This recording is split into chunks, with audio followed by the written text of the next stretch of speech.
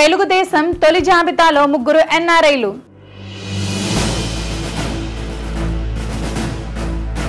తెలుగుదేశం విడుదల చేసిన తొలి జాబితాలో ముగ్గురు ఎన్ఆర్ఐలకు సీట్లు దక్కాయి. గుడివాడ అసెంబ్లీ స్థానం నుంచి వెనుగండ్ల రాము పేరు ప్రకటించారు.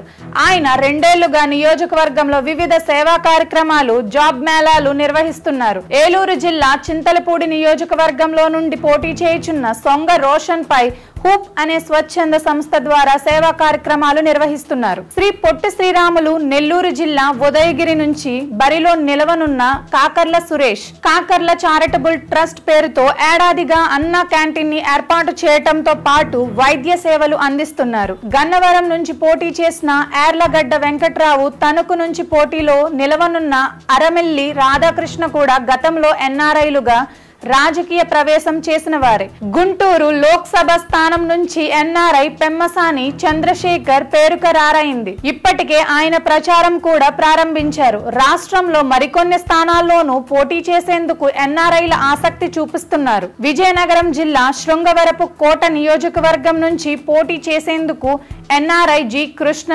ప్రయత్నిస్తున్నారు.